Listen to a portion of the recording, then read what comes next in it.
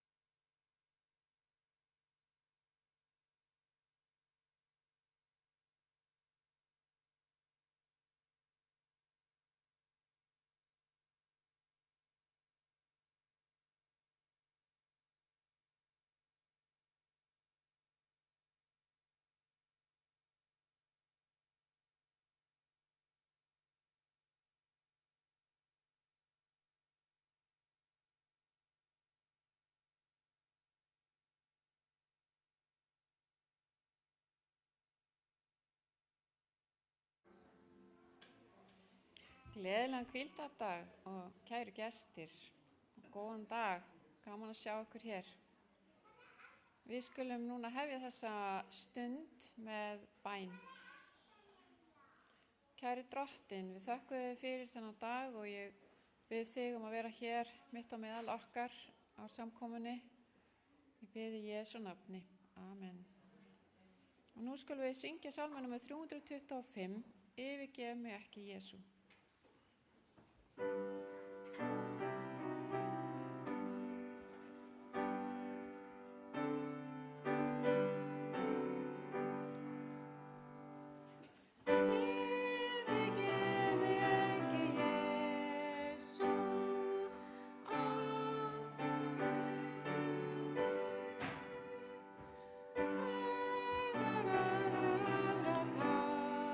Kallar, auðlegð tíð og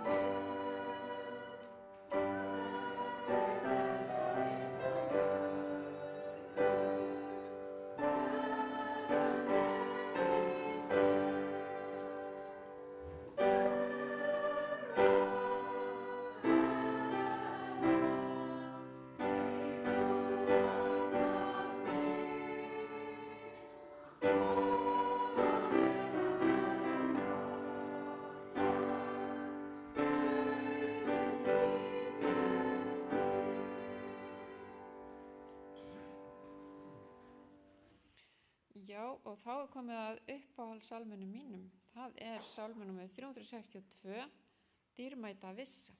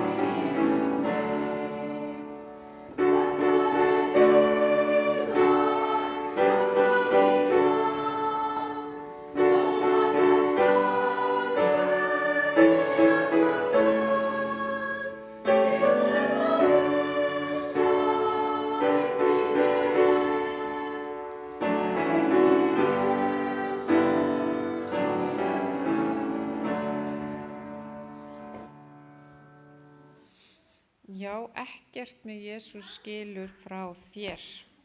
Það eru sönn orð. Nú skulum við rísa á fætur og ég ætla að lesa það sem að ræðumaðurinn hefur valið sér úr Biblíunni.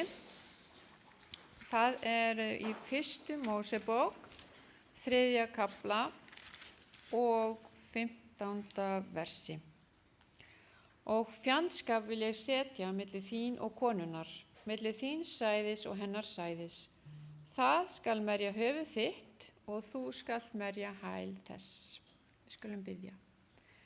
Kæri Drottinn, við lofum þig á þessum helga degi sem þú hefur gefið okkur og við erum glöð yfir því að vera komin í þitt hús og við fögnum yfir því að eiga svona dásamlegan Guð sem var tilbúinn að deyja fyrir okkur og gefa allt fyrir okkur.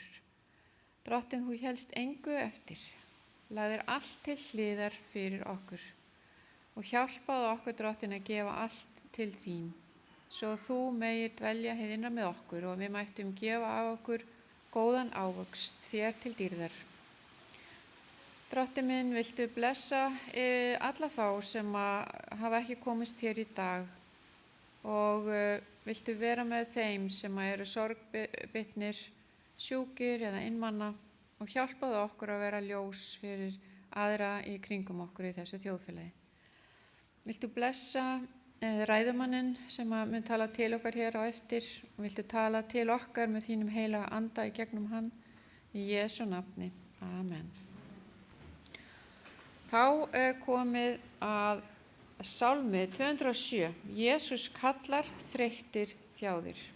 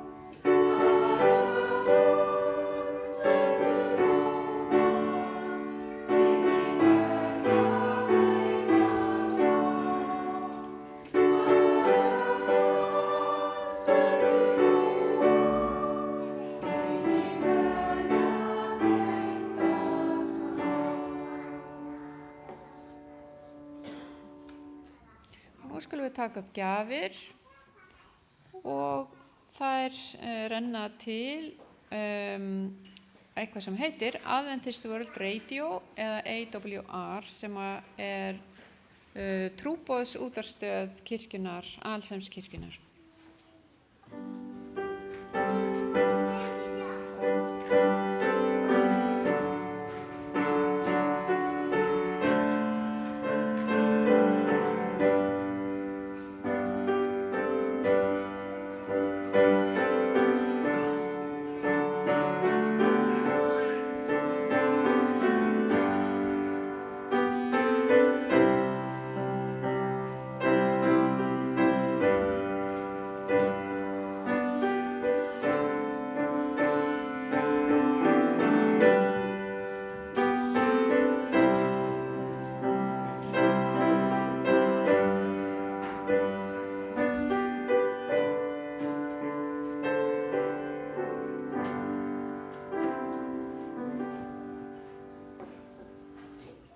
Kæri Drottinn, við erum svo þakklát fyrir alla þína góðu gjafir og líka fyrir þau forréttindi að gefa af því sem þú gefur okkur.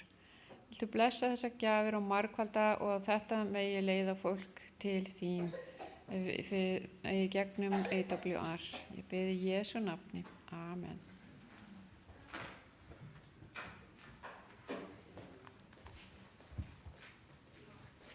Jæja, krakkar, nú komað ykkur. Nú skulum við syngja sálminn ykkar sem við syngjum svo oft. Jesús, hann oss elskar öll.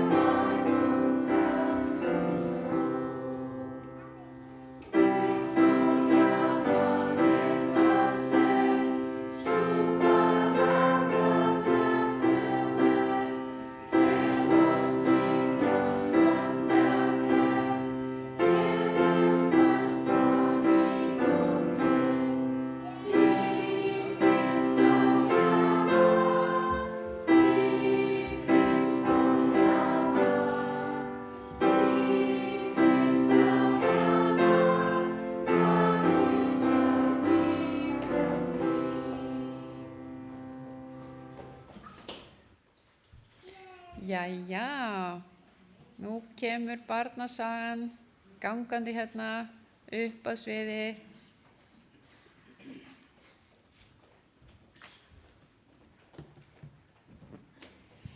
Halló, góðan daginn, krakkar. Hvað segir þið gott? Allt gott? Já, náðu þið að sofa vel? Hvernig voru þið vöknuð? Heyrðu þið í þrumann í morgun?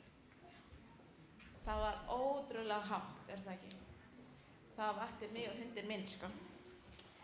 En ég með sögu fyrir ykkur í dag, en eigum ekki að byrja með bæn. Skulum byrja saman. Kæri Jesú, takk fyrir að við erum komin saman í þín hús og við erum örugg og það er verið að hylja okkur frá rigningunni og veðurinn og vindurinn og ég vil biðja þig að halda okkur hlýju og vera með fjölskyldun okkar og með okkur þegar við fórum í skólanum í næstu viku og hjálpa okkur að njóta daginn. Í Jesú nafni. Amen. það í alvöru. Var það ekki skemmtilegt? Jú, ég trúi því, alveg. Hann Gustavo bað að hafa söguna í dag. Síðustu helgi þá var hann að tala sköpunarsöguna og það sagði Elísa okkur frá hvernig Guð skapaði jörðina og hvað gerist á hverjum degi. Og núna ætlum við að halda áfram og fara sérstaklega á einum dag, sem sjöttidagurinn, og þá eftir að Guð var búinn að skapa allt, himininn, stjörnurnar og dýrin og trén og plönturnar og fuglana og fiskana, þá ákvað hann að búa til okkur, mannkynið. Og ef við fórum í næsta glæru, þá tekur Guð mold, þið viti hvað mold þegar verður svona, takið vatn og jörð, og mixið það saman, þá verður allt svona blautt. Svo Guð tók svona og skapaði og bjó til svona kall.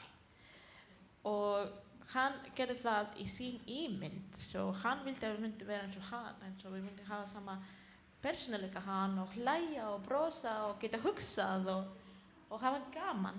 Ef við fórum í næsta glæru, þá Guð að gefa okkur líf og hann andaði inn í okkur og við bara vöknuðum, eða Adam á þeim tíma. Og Guð gerði hann og hann lífgaði, hann Adam, og við fórum í næsta glæru. Og þá sagði Guð við Adam bara, núna ég búinn að skapa þig og allt í jörðina og allt var voða gott, en svo bað hann fyrsta verkefni sem hann fékk var að gefa öll dýrin nöfn. Og hann bara vissi það. Guð þurfti ekkert að segja hann það. Því, já, hann vissi, Adam gaf ljónið, nafnið ljón, og fíll og apa og gíraffi og fuglana og hann nefndi öllum fuglum og fiskum og plöntum. Hvað segirðu? Já, og firildin, þeir eru voða falleg. Og í alvöru, til hamingju með afmælið. Það frábært. Þú verður að sýna okkur einhver tíma firildin þinn. Og eftir það, þá áttaði sig Adam að hann var bara, öll dýr höfðu tvær, svona karlkyns og kvenkyns, og hann var bara einn. Hann hugsaði fyrir sér, kannski ég smá, svona vandar einhver sem myndi hjálpa mér, eða myndi vera með mér, út af því öll dýrin eru tveir, það karl og kona. Og þá, því Guð var búinn að skapa Adam og hann vissi að hann myndi komast að þessa niðurstöðu, þá ákvað Guð að búa til hjálpara fyrir hann sem heitir Eva, og þá fór Adam að sofa og þegar hann vaknaði, þá var Eva til.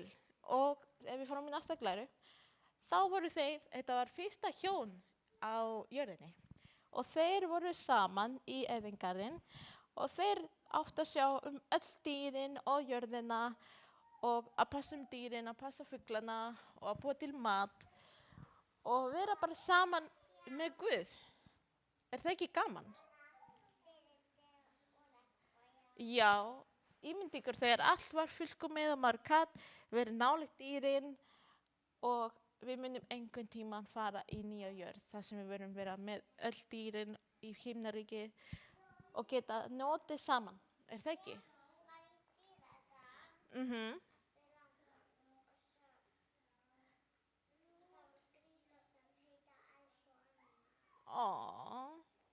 Þú eru þið ekki spennt, eru þið ekki þakklátt fyrir að Guð hafi skapað okkur svo við getum verið hérna saman og svo skapa dýrin og firildin og öll dýrin. Hvað uppáhaldsdýrin ykkar? Firildin, já, við erum búin að finna fyrir þig. En uppáhaldsdýrin mín eru hundar, ég elska hunda. Svo ég veit að þið eru með uppáhaldsdýr og ég get ekki beðið þegar við verum í himnaríki. Kísur og hunda, já. Kísur bæði. Ég held að hundar eru betri. Það ekki? Eða hvað? Já. Þú elskar kísur. Já, þú ert algjör kísa sjálf. Já. En eigum ekki að biðja og vera þakklátt fyrir að Guð skapa okkur, því hann vildi vera með okkur og hann vildi að við myndum vera eins og hann og við getum verið saman og átt vini. Það ekki? Skulum byrja. Kæri Guð, ég vil þakka þér fyrir einhverjum einasta barn sem hér, að þeir all fullkomin og skemmtileg og þeir eiga svo mikið eftir að læra þig og ég vil biðja þig að sitja þín heilarandi í þeim, að þeir leiti alltaf til þín og hjálpa okkur að fullorðna leiða þeim og já, takk fyrir að þeir eru hérna í kirkjunni og hjálpa þeim að njóta daginn. Í Jesú nafni. Amen. Takk fyrir, þið þurfum bara að fara að sýna mér uppáhaldsdýrin ykkar, koma með mynd næst.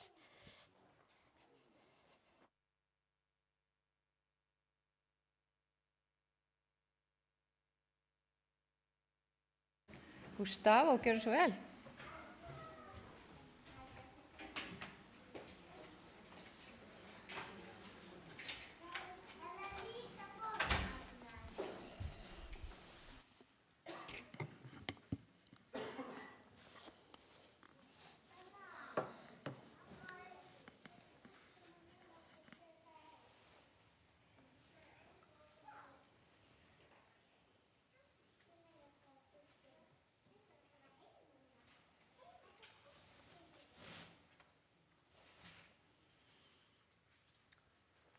Góðan daginn. Are you listening to me? Heyrið í honum. It's good, the sound? Okay. Gott hljóð. Happy Sabbath, everyone. Gleðilegan hvíldardag allsumul. Feliz sábado. Feliz sábado. Feliz sábado para meus amigos portugueses. Yeah, it's glad to be back one more time here. Það mjög ánægilegt að vera að koma hingað enn eina ferðina. And last week we studied the second episode of our series. Og í síðustu viku þá vorum við að hlusta á annan hlut þessara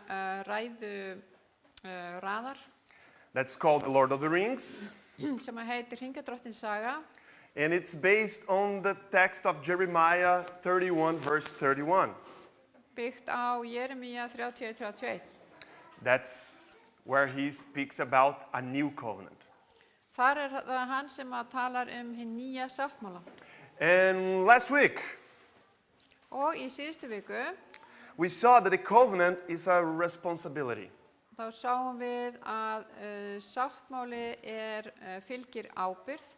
But what kind of responsibility? En hvers konar ábyrgð?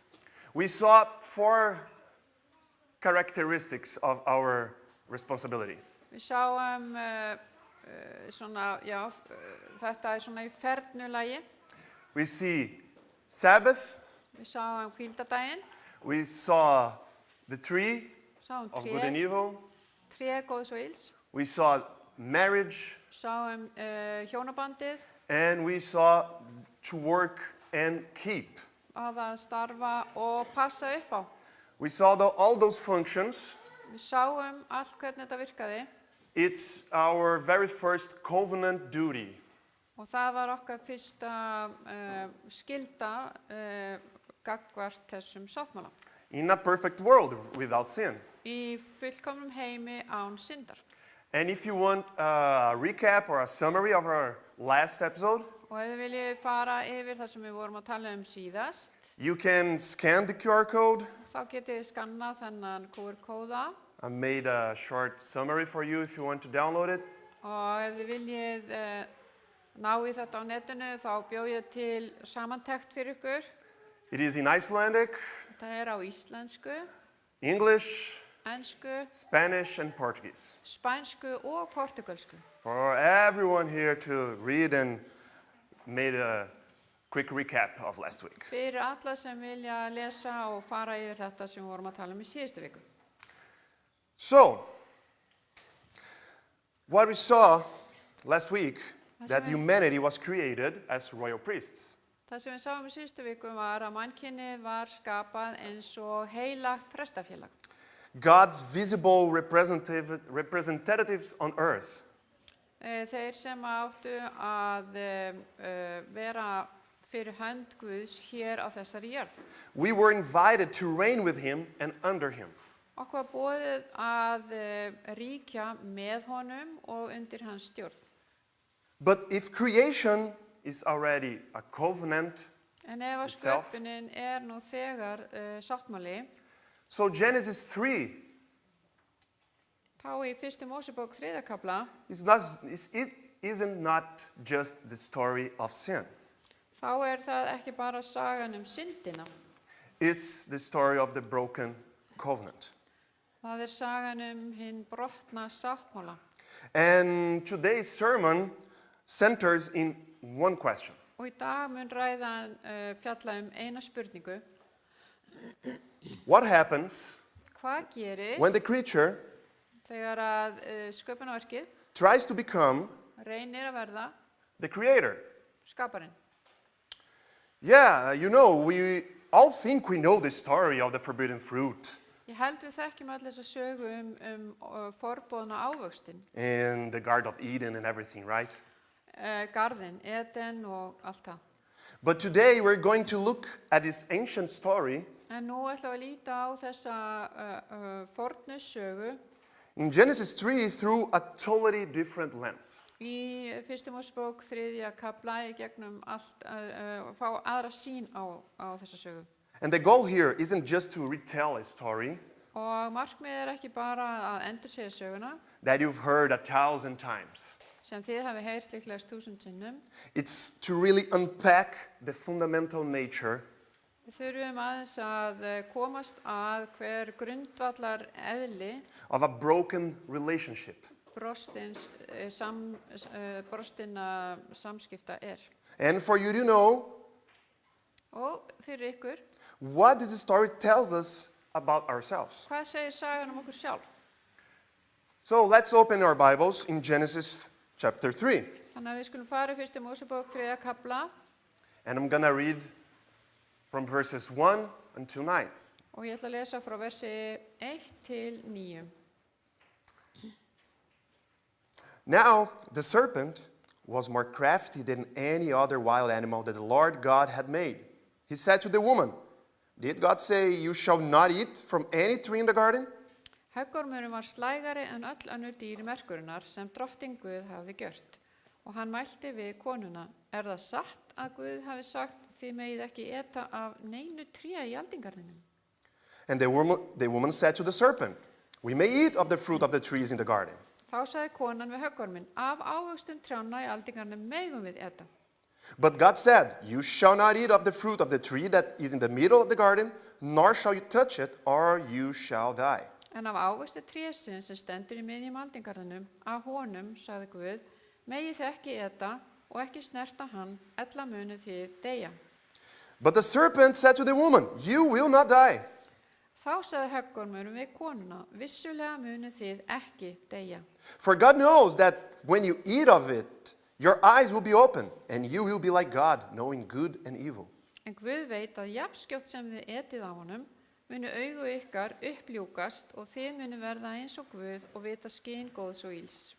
So when the woman saw that the tree was good for food, and it was a delight to the eyes, and that the tree was to be desired to make one wise, she took of its fruit and ate. And she also gave some to her husband, who was with her, and he ate. En konan sá að tréð var gott að eta af, fagurt á að líta og gyrnilegt til fróðleiks. Þá tók hún af ávexti þess og át, og hún gaf einni manni sínum sem með henni var og hann át. Then the eyes of both were opened, and they knew that they were naked, and they sewed fig leaves together and made loincloths for themselves. Þá lukust upp augu þeirra beggja og þau urðu þess vör að þau voru nakin, og þau festu saman fíkjuviðarblöð og gjörðu sér mittiskýlur. They heard the sound of the Lord God walking in the garden at the time of evening breeze, and the man and his wife hid themselves from the presence of the Lord God among the trees of the garden.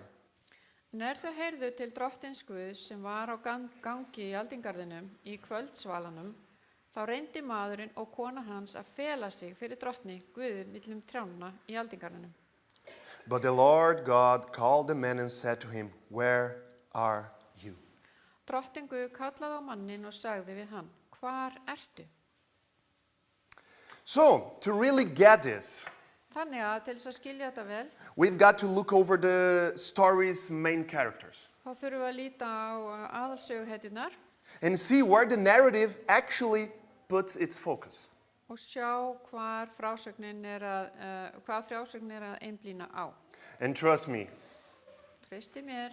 you might be surprised where the emphasis really Og lies. þið verið kannski hissa því að sjá hvar áherslunar eru. Think about it with me for a second. Hugsið aðeins þetta. How does the biblical text actually talk about the serpent? Hvernig talar biblíutextin eiginlega þennan snák? It's not presented as some cosmic, all-powerful rival to God. Það er ekki verið að tala einhvern svona mjög máttugan óvinn í heimingeiminum. Not at all. Alls ekki. It's just a creature, you know? Það var eitthvað sköpuð vera. So the story doesn't spend its time building up. Þarna sagan ekkert einhvern veginn að eyða tími að byggja upp Or glorifying the serpent's power. No. eða setja í sterkt ljós vald þessa höggorms. It magnifies God's response Þetta setur aðal áhersluna á hvernig Guð bregst við. to the whole human rebellion situation. Gagnvart þessari uppreist mannsins. This story is fundamentally God's story. Þessi saga er aðalega Guð, þetta er hans saga. The main character of the fall is not the serpent, it's God. Þannig að þegar að fallið á sér stað þá höggormurinn ekki megin sögupersonan heldur Guð. And you know, ancient religions often describe a cosmic battle.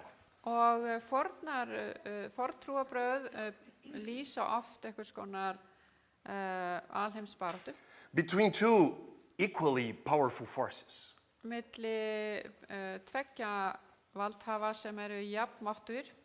But in Genesis, this is radically different. En hér í fyrstu Mósebók þá þetta mjög róttækt öðruvísi. There is no dualism. Hér ekki svona tvíhyggja The serpent is no match for God. og höggormurinn á ekki neitt róð við Guð. It's merely a creature opposing its creator. Þetta bara sköpuð vera sem að fara gegn skapara sínum. And notice how the narrative shift. Og sjáu hvernig frásögnin breytist. Until now in the Bible, Fram að þessu í Biblíunni, God is the only one who speaks to his creation. þá það Guð einn sem talar til sköpunar sinnar. You read that a lot of times, and God said, and God said, and God said. Við lesum mikið Guð sagði, Guð sagði, Guð sagði. But in Genesis 3, the serpent speaks for the first time. En þarna í fyrstu Mósebók 3. kafla þá talar höggormurinn. And the strategy of the serpent, Og hernaðaráætlun höggormsins it's brilliant and deadly at the same time. snilld og dauðahættuleg. God emphasizes freedom. Guð, hann leggur áherslu á frelsi. You may eat from any tree, Þið megi borða af öllum trjánum. while the serpent emphasizes restriction. Á meðan að höggormurinn leggur áherslu á það að það sé verið að banna eitthvað. Like, really? God said to you, you cannot eat? Er það virkilega, sagði Guð virkilega að þú mættir ekki borða? The serpent immediately zooms in one single boundary. Og hann einblínir strax á bara eitthvað sem er að setja þeim mörk á einum stað. The serpent twists the narrative to make it sound like this horrible, oppressive restriction. Og hann breytir því í það eins og þetta sé bara eitthvað hræðilegt fyrir þau. Making the one limitation feeling like the entire story. Og lætur þetta eina atriði sem bannað vera aðalatriði í sögunni. And by doing it so, Og þegar hann gerir það, completely hides the vast landscape of freedom þá felur hann þetta víðlendi frelsisins. and generosity that's all around us. Og alla þessa gjafmildi sem allt í kringum okkur. It's a classic move that shifts our focus from gratitude to grievance. Og þetta alveg típist fyrir það að við einblínum, förum frá þakklætinu, gratitude og what? Grievance. Yfir í sorgina. It's a timeless static, right? Þetta bara hernaðar Já, The enemy always magnifies God's boundaries. já, óvinurinn, hann einblínir svo mikið á þar sem Guð er að setja viss mörk And hides God's generosity. og felur gæsku Guðs. So this brings up right in the heart of the temptation itself. Og þetta leiðir þau þá að beint að freistingunni And it wasn't a simple offer of a piece of fruit, not really. og þetta snerist ekkert bara einn ávöxt. It was an offer of a completely new identity. Þetta var einhvern veginn bara ný sjálfsmynd. One that was built on a very subtle but very profound lie. Sem var byggt á mjög svona, ég veit ekki, það er erfitt að sjá lína, en hún var þarna. So the heart of temptation is Yeah. you will be like God. Þannig að megin punktur freistingarinnar það, þið munu verða eins og Guð.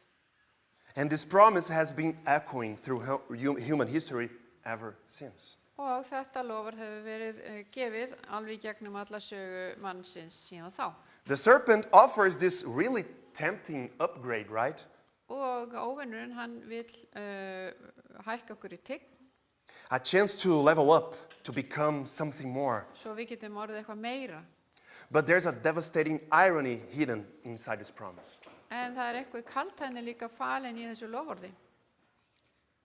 And this is the absolutely crucial point. This is the twist. Og þetta afar mikilvægt atriði. Are you with me? Eru þið að fylgjast með?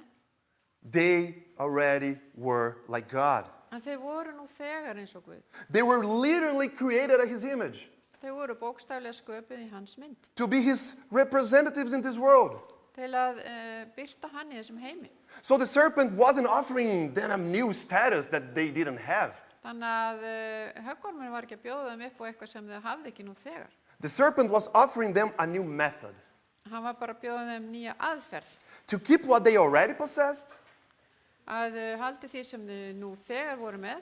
and a method based on rebellion instead of relationship. Og aðferðin var uppreisn í staðin fyrir samband. Instead of being like God through obedience, Í staðin fyrir að vera eins og Guð í gegnum hlíðinni, they tried to be like God through autonomy. þá reyndu þau að vera eins og Guð með því að vera alveg sjálfstæð og óháð honum. So, this is right here, the essence of sin. Þannig að hér kjarni syndarinnar. And as this story presents in Genesis 3, verse 6, Og eins og við sjáum þessa sögu í 1. Mósebók 3. kapla og 7. versi. so when the woman saw that the tree was good for food, Þannig að þegar konan sá að tréð var gott að eta af, now Eve takes God's place. nú tekur Eva sæti Guðs. She becomes the one who declares what is good. Nú það hún sem ákveður hvað gott. It's the grasp for autonomy. Þetta þessi löngun að vera sjálfstæð og óháð. It's saying, I want to define good and evil by myself. Og hún að segja, ég vil vera svo sem skilgreinir hvað gott og hvað illt. I'll take the God's gifts, the good parts, Ég tek þetta góða sem Guð gefur mér, but I reject God's authority and God's wisdom. en ég hafna veldi Guðs og því að hann skuli vera svo sem ræður. From now on, Nú hérðan frá, I am the one who defines good and evil in my own terms. nú það ég sem segi hvað gott og hvað illt á mínum eigin forsendum. I will be my own God. Ég ætla að vera minn eigin Guð. So what happens when you make that choice? Hvað gerist þegar þú tekur þessu ákvörðun? Well, the consequences are immediate.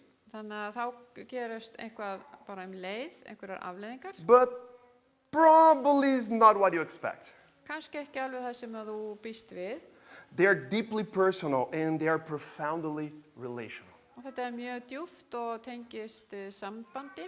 You know, the first effects aren't like thunderbolts from heaven. Nú þá fyrsta sem gerist ekki einhverjar þrumur eða eldur sem kemur af himni ofan. They're actually internal fractures, Það verður eitthvað svona brot í hið innra. relational cracks. Það koma sprungur í sambandið. All of a sudden, shame completely replaces So- their innocence. Og svo kemur skömmin alveg beint inn í staði fyrir sakleysið. The comfort they used to feel, the comfort that they used to feel, Nú þetta sem að þessi velíðan sem þau fundu fyrir áður, now is replaced by fears of God's presence. nú kemur það í staðinn hræðsla við Guð. And blame just shatters the unity that they once shared. Og það að vera að koma skömmin yfir á aðra, það skadar líka í kringum þau. And of course, I wouldn't be my sermon if I wouldn't put something in Hebrew for you today. Og þetta væri nú ekki ræða frá mér ef ég myndi ekki setja einhverja hebresku hérna inn. The original Hebrew text gives us this stunning insight Upprunalegi hebreski textin gefur okkur góða innsýn with a really clever play on words made by Moses. sem að orðaleikur frá Móse. So the word arumin Þannig að hann notar hérna arúmín is described their nakedness in plural form. og þar verið að lýsa nekt þeirra í fleirtölu. So they were naked before the fall and they did not shame. Þau voru nakin áður en þau fjallu í synd og þau skömmuðu sín ekki. And the arumin is a plural form of the word arom. Og adúmín fleirtölu form orðsins aróm And the word arom means naked. og það þýðir líka að vera nakin. And their nakedness wasn't only physical. Þannig að nektin var ekki bara líkamleg, It was nakedness of intentions. þess sem að þetta var nekt þess sem þau höfðu hyggju að gera. They were completely transparent with each other. Þau voru alveg 100% heiðarleg fram fyrir hvort öðru. It signified this beautiful open vulnerability. Og hversu opin og viðkvæmun þau voru fram fyrir hvort öðru. That had zero shame and fear attached to it. Og þau skömmuðu sín ekki neitt og það var engin skömm sem tengdist þessu. And in the very next verse, in Genesis 3, verse 1, Og svo ef við förum í 3. kafla 1. vers, bara næsta vers, while the humankind is described as Arom, fyrst var sagt aróm þegar varandi mannkynið, the snake is described as Arum. að þá fær snákurinn þetta orð arúm. That means crafty, Það þýðir að vera slóttugur. someone hiding its real intentions. Eitthvað sem að fela það sem að hann í raun og veru ætlar að gera. And the saddest part is, Og sorglegasti hluturinn because they trust the serpent's speech, að vegna þess að þau treystu því sem að höggormurinn sagði, saying that they would become the image and likeness of God, hann var að segja að þau yrðu eins og Guð, now they become the image and likeness of the snake. en nú verða þau eins og snákurinn. The first effects of sin are relational, not physical. Þannig að fyrstu áhrif syndar hefur áhrif á sambandið en ekki endilega líkamann. Now their vulnerability is poisoned with fear. Nú einlægni þeirra eitruð með hræðslu og ótta And this deep need to hide. og þessari djúpu þörf að þurfa að fela sig. And here we see the breakdown in real time. Hérna sjáum við hvernig þetta brotnar niður In the conversation that follows, í þessum samræðum sem eiga sér stað. instead of anyone taking responsibility, Og þarna í stað fyrir að hver og einn taki ábyrgð á sínum gjörðum, this chain reaction of blame just kicks off. að þá byrja fólk að kemur ykkur keðjuverkun ásakana. So let's go to Genesis 3, verses 10 now to 13. Förum núna í 1. Mósebók 3. kafla 10. vers og áfram. He said, I heard the sound of you. This is Adam speaking to God. Þannig Adam að tala við Guð. He said, I heard the sound of you in the garden. I was afraid because I was naked and I hid myself. Hann svaraði, ég heyrði til þín í aldingarðinum og var hræddur af því að ég nakin og ég faldi mig. And he said, who told you that you were naked? Have you eaten from the tree of which I commanded you not to eat? En hann mælti, hver hefur sagt þér að þú væri nakin? Hefur þú etið af trénu sem ég bannaði þér að eta af? And the man said, the woman whom you gave to be with me, she gave me the fruit from the tree and I ate. Þá svaraði maðurinn, konan sem þú gafst mér til sambúðar, hún gaf mér á trénu og ég át. Then the Lord God said to the woman, what is that you have done? And the woman said, the serpent tricked me and I ate. Þá sagði drottinn Guð við konuna, hvað hefur þú gjört? Og konan svaraði, höggormurinn tældi mig, svo ég át. So now Adam points his finger at Eve. Þannig að Adam, hann bendir á Evu, It's her fault, not það mine. allt henni að kenna. Eve points her finger at the serpent. Og Eva bendir á höggorminn, And if you listen really closely between the lines, og ef þið lesið milli línana, what they actually saying is, hvað eru þið að segja í rauninni? the woman you gave me, Konan sem þú gafst mér, the serpent you made, höggormurinn sem þú skapaðir. both of them are throwing these subtle accusations Þarna að koma ákærur right back at God without even noticing. beint til Guðs, á þess að taka eftir því. The unity is just gone. Og þarna öll eining farin. So here's the bottom line. Og hér það sem að skiptir máli. The ultimate casualty of this choice for autonomy Nú, og það sem að gerist þegar að fólk velur það að vera alveg sjálfstætt, wasn't just their behavior. var ekki bara hegðun þeirra. The real damage, Skaðinn the deepest wound, og dýpsta sárið was the very fabric of the relationship itself. var sjálft sambandið. Their relationship with God, Sambandið við Guð, their relationship with each other, sambandið milli þeirra tveggja, their relationship with creation, sambandið við sköpunina and even with their own selves. og jafnvel gagnvart sjálfum þeim. And now from verses 14 to 19, Og ef við förum til vers 14-19, God curses the serpent, the woman, the man, and the ground. að þá bölvar Guð bæði höggorminum, karlinum, konunni og jörðinni. Do you remember last week the main functions of working and keeping from each other? Munið eftir í síðustu viku að það var verið að tala að vinna og passa upp á hvort annað. Well, now, God from verses 16 to 19 curses each other, the man and the woman, Já, þannig að í þessum versum þá bölvar Guð manninum og konunni. regarding their functions. Hvað varðar þeirra verk? So the woman came from the man. Konan kom frá manninum. And now, from now on, she tried to help him, Nú hérna frá allan hún að reyna að hjálpa honum, but the man will resist, even trying to dominate her. en maðurinn hann mun streitast á móti og ég vil reyna að stjórna henni. And the man Og, came from the ground. og karlinn kom af jörðinni And now the ground is cursed and will resist the man. og nú mun moldin berjast gegn manninum. And eventually, the ground will win its fight. Og að lokum mun moldin sigra.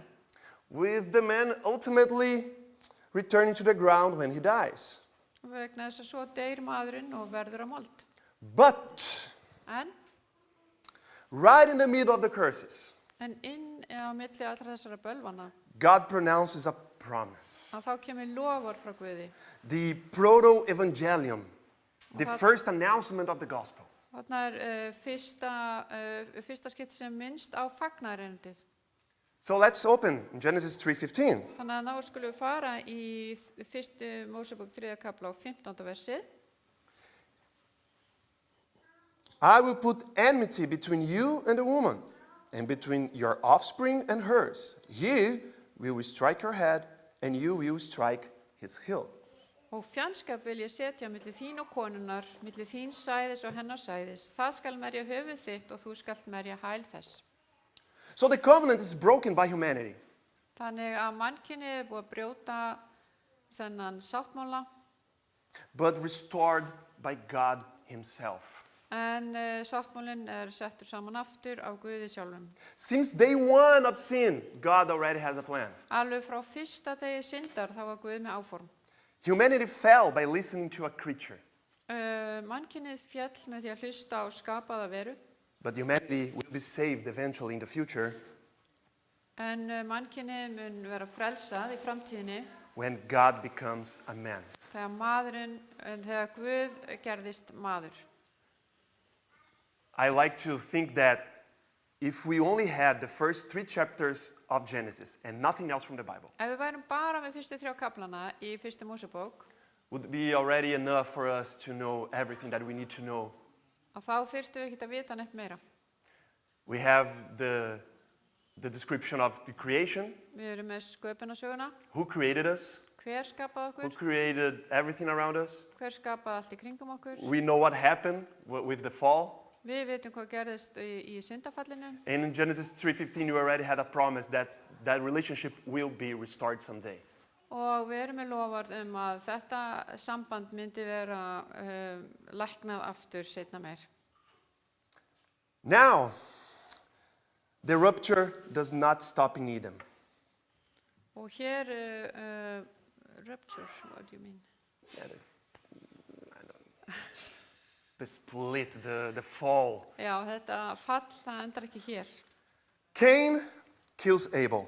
Kain drepur Abel. Violence becomes the new normal. Og ofbeldið verður þetta venjubundna. And God asks again, where is your brother? Og Guð spyr aftur, hvar bróðir þinn? It echoes the question right back in Eden, where are you? Og þá kemur aftur þessi spurning frá Eden, hvar ertu? Even after rebellion, Meira segja eftir uppreisnina. the God of the covenant Þá kom Guð sáttmálans continues to seek humanity. og heldur áfram að leita mannkynsins. But Cain responds in a tragic way. En Kain, hann svarar á afar napurlegan hátt. In an anti-covenantal answer Og þetta svar sem að fer alveg gegn sáttmálanum. that echoes until this day. Og þetta hljómar ennþá fram til dagsins í dag. And it will echo until Jesus' return. Og mun halda áfram að hljóma þangað til Jesús kemur aftur. Am I my brother's keeper? Á ég að gæta bróður míns? And the answer, of course, for you and me and for everyone is a huge yes, we are. Og svarið fyrir okkur öll alveg risastórt já. Covenant is always relational. Og sáttmáli hefur alltaf með samskipti og samband að gera. Relationships are always our responsibility. Sambönd á okkar ábyrgð. And after the fall, Og eftir syndafallið, now that to be in a relationship is to be vulnerable. og það að vera í sambandi við eitthvað þýðir það að vera viðkvæmur, í viðkvæmri stöðu. A covenant is not a merely contract. Þetta ekki einhver samningur sem maður gerir. It's this shared vulnerability with each other. Þannig deilir maður með hvor öðru þessum viðkvæmleika.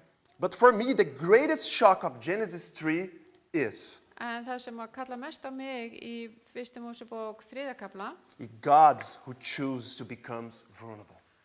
það Guð sem velur það líka að verða viðkvæmur. The one who cannot be wounded chooses to be wounded. Þessi sem ekki hægt að særa ákveður að verða særður. He chooses to suffer. Hann velur það að þjást. He chooses to cry. Hann velur það að gráta. He chooses to be beaten. Hann velur það að leyfa að vera barinn He chooses to be rejected. og að vera hafnað He chooses to be killed. og að vera drepinn. The Messiah enters in our brokenness, in our pain, in our humanity. Og Messias gengur inn í okkar brotna veruleika og okkar mannlega heim. The serpent strikes and wounds, but the son crushes and kills. Snákurinn kemur og særir en sonurinn kemur og drepur. And now we come to our third meaning of the covenant this morning. Og nú komum við að þriðja skilningi okkar á sáttmálanum. The first one, the covenant that we learned is a bond. Sáttmálinn, það sem við lærðum fyrst svona tengsl. Last week saw the covenant is responsibility. Svo sáum við að síðasta hvíldardag að sáttmálinn ábyrgð. And today we see that covenant is vulnerability. Og svo sjáum við í dag að sáttmálinn það að vera viðkvæmur eða auðsærður. Because once we lost the trust that we had before the fall, Því þegar við mistum það traust sem við höfðum áður en að fallið varð, now every decision that we lay at God's hands allar þar ákvarðanir sem við leggjum í hendur Guðs, It's a leap of faith, þá erum við að taka trúarskref becoming vulnerable to God's decision. og við verðum viðkvæm frammi fyrir ákvörðunum Guðs. Genesis 3 and 4 is not a story of human beings seeking God. Og þarna í 3. kaflanum í 1. Mósebók snýst ekki fólk sem að leita að Guði. It's the story of God seeking humans.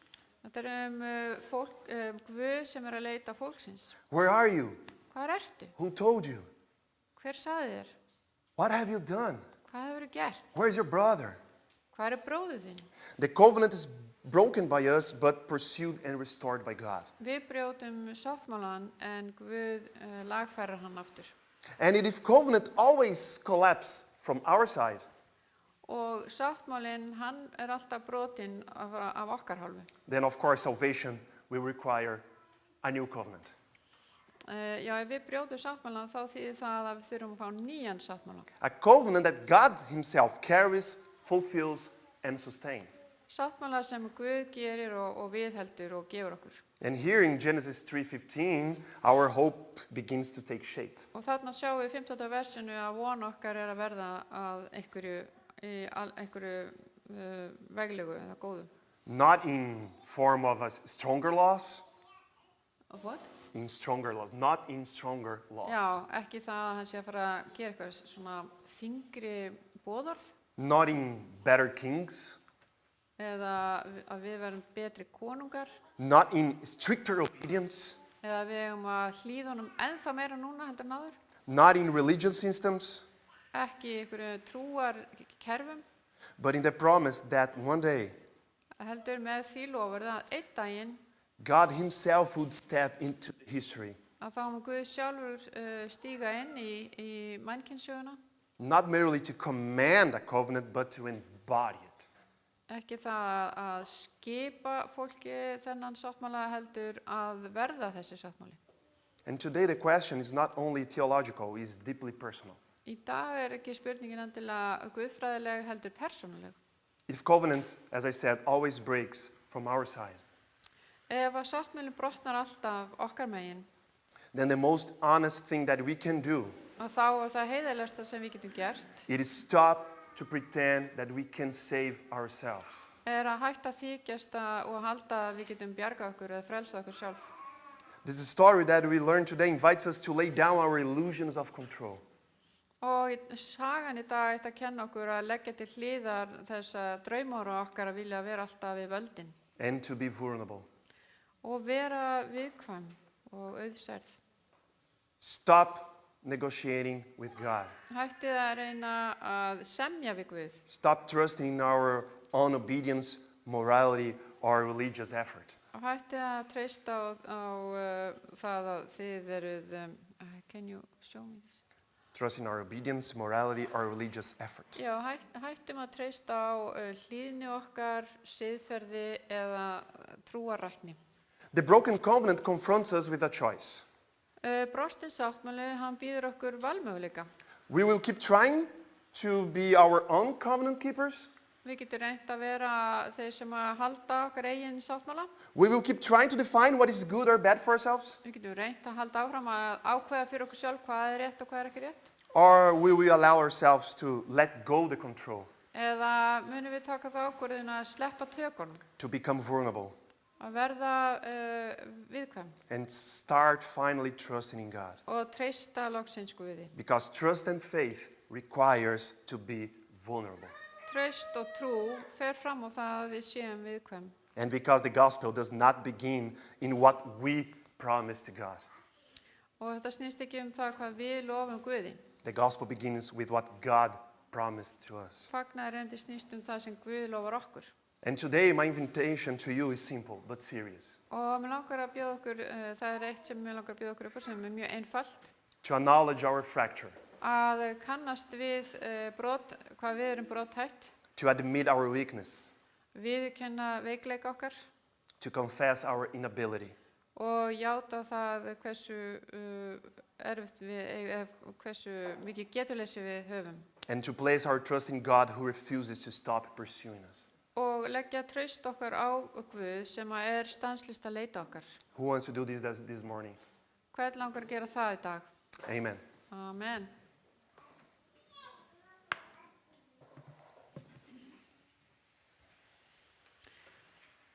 Já, þá takk fyrir þetta Gustavo og við skulum syngja núna sálminn Blíðlega laðandi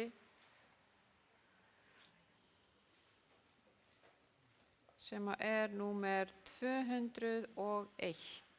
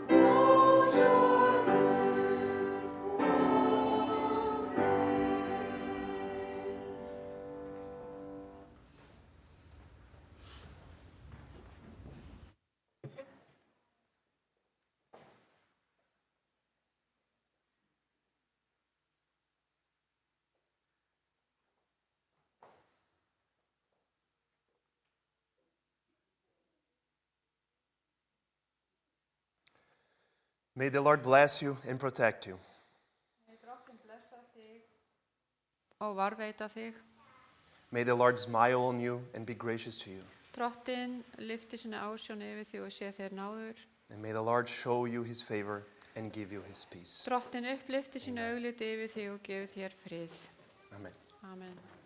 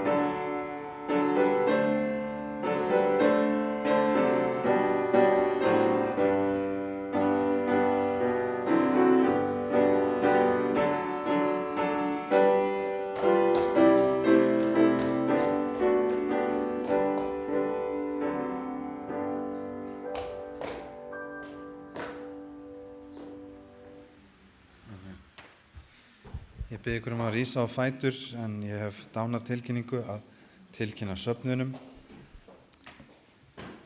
Ástkær systir okkar, hún Guðrún Margrét Jónsdóttir, fædd 22. mars 1930, lést þann 2. mars síðastliðinn í faðmi ástvina á Heilbrigðisstofnun Suðurnesja. Margrét, eins og við þekktum hana flest, var einstök og mikil fyrirmynd fyrir okkur öll. Hún var stofnmeðlimur hér í Hafnarfjarðarsöfnuði og var ritari safnaðarins til margra ára.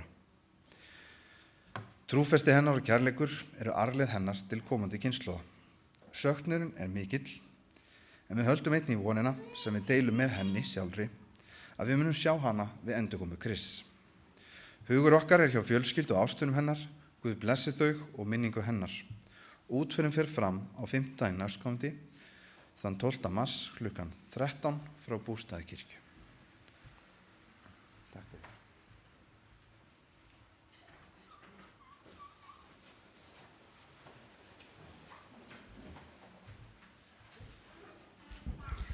Eru einhverja aðra tilkynningar? Já, þið kannski vitið að það er ungmennamót á næstu helgi á Hlíðardalsskóla. Bara minna á það að það er einhver ungmenni sem vilja fara, endilega skrá sig og tala við Gustavo sem er svo sem að skipuleggur þetta mót. Svo ætlaði ég að fá aðra tilkynningu henni. Kristján, er ekki svo vel?